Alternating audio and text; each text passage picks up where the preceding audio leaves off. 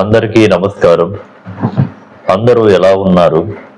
ప్రధానంగా ఈరోజు మనం తెలుసుకోవాల్సిన విషయం ఏమిటంటే, గురువు గారు మా పిల్లలకు సంవత్సరం అవుతున్నా కూడా మాటలు రావడం లేదు అని మాకున్నటువంటి బంధుమిత్రాదులలో కానీ, మాకున్నటువంటి పక్కింటి వారు కానీ, వాళ్ళ పిల్లలు మా పిల్లలతో పాటు జన్మించిన తరుణంలో పిల్లలకు అద్భుతంగా మాటలు వస్తున్నాయి కదా గురువు గారు, మాకు ఎందుకు రావడం లేదు? వీటికి ప్రధానమైనటువంటి కారణమేంటో సవివరంగా చెబుతారా అని చాలా మంది కామెంట్లో అడుగుతున్నారు నన్ను. భగవంతుడిచ్చిన వరం ఒక్కటే. మనకు పిల్లలకు మినిమం 8 నుంచి 9 నెలల లోపే చాలా మంది పిల్లలను మనం చూస్తూనే ఉంటాం. ఎందుకంటే పిల్లలలో ఒక ప్రత్యేకమైనటువంటి చైతన్యం వారి యొక్క ఫేస్ లో పూర్తిగా అర్థమైపోతుంది. చాలా మంది పిల్లలు విద్య పట్ల కానీ, చాలా మంది పిల్లలు ఆసక్తి చూపుతూ ఉంటారు.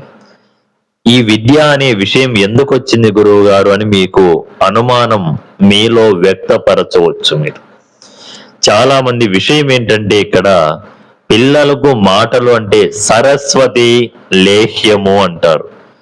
సరస్వతీ దేవి యొక్క లేహ్యాన్ని మనం తినిపిస్తే పిల్లలకు తప్పకుండా మాటలు వస్తాయి.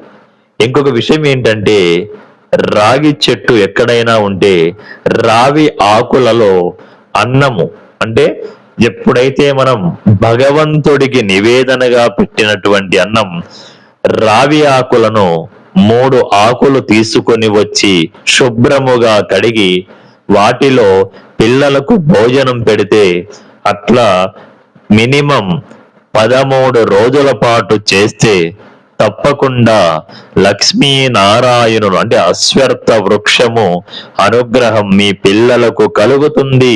త్వరలోనే మీ పిల్లలు చక్కగా స్పష్టముగా మాట్లాడుటకు ఆస్కారం ఉంటుంది.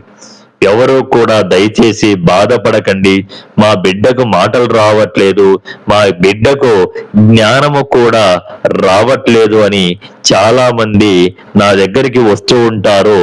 ఎంతో మంది అడుగుతూ ఉంటారు, గురువు గారు మేము చేసినటువంటి పాపం ఏంటి సార్, మా పిల్లలకు ఇలా జరుగుతుంది ఏంటి స్వామి అని అడుగుతూ ఉంటారు. ఎందుకంటే అలా ఏమీ లేదు. మీరు ఖచ్చితంగా దేవుడికి బాగా పూజ చేయండి అమ్మా, తప్పకుండా మీ పిల్లలకు మాటలు వస్తాయి అని నేను ధైర్యాన్ని ఇచ్చి పంపిస్తూ ఉంటాను. ఎందుకంటే ఏదేమైనప్పటికీ జీవితం అనేది ఒక చిన్న బుడగ లాంటిది. ఈ జీవితంలో మనం పోయిన జన్మలో అంటే పూర్వ జన్మ కృతం పాపం ఇహ జన్మనే దారిద్రేణ పీడితాహ. పోయిన జన్మలో మనకు తెలిసి తెలియక ఎటువంటి పాపాలు అయితే చేస్తామో అటువంటి పాపాలే ఈ రోజు మనకు ఇలా అనుభవించడం జరుగుతుంది. కాబట్టి పోయిన జన్మలో ఈ జీవి ఏ పాపం చేసి ఉంటుందో తెలియదు. అందుకే భగవంతుడు ఒక చిన్న పరీక్ష పెట్టుటకు ఒక చిన్న లాజికల్ గా ఈ విధంగా చేస్తూ ఉంటాడు దేవుడు. ఆ తరుణంలో ఒక్కసారి అర్థమైపోతూ ఉంటుంది, ఆహా ఈ అబ్బాయి ఈ విధంగా చేయడం ద్వారేమో చాలా ఇలా జరుగుతుంది, మాటలు కూడా రావట్లేదు అని. ఇది ఇలా ఎప్పటికీ అనుకోకండి. భగవంతుడిని నమ్ముకున్న భక్తుడు ఎప్పటికీ ఒక సమస్తమైనటువంటి ఒక రేంజ్లో ఉంటాడండి. ఎందుకంటే భగవంతుడిని ఈ రోజు నమ్ముకున్న ప్రతి మనిషి కూడా ఒక ఉన్నతమైన స్థానంలో ఉన్నారు. అందులో నేను కూడా ఒకటిగా చెప్పొచ్చు. నా కుటుంబం ఒకప్పుడు ఏమీ లేదు. నేను నమ్ముకున్న ఏ దేవుడైతే ఉంటారో ఆ దేవుడికి పూజలు నేను చేయడం ద్వారా ఈ రోజు నేను మీ ముందు కనిపిస్తున్నాను అంటే రాఘవేంద్ర స్వామి వారి అనుగ్రహం, మా తల్లిదండ్రుల ఆశీస్సులండి. దీనికి మించి నేను ఎక్కువ చెప్పను.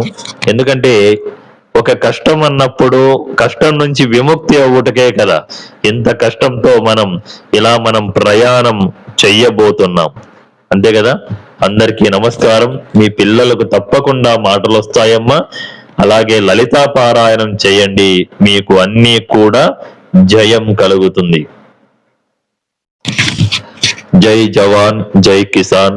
ఓం శ్రీమాత్రే నమః. బ్రాహ్మణో మమ దేవతాః.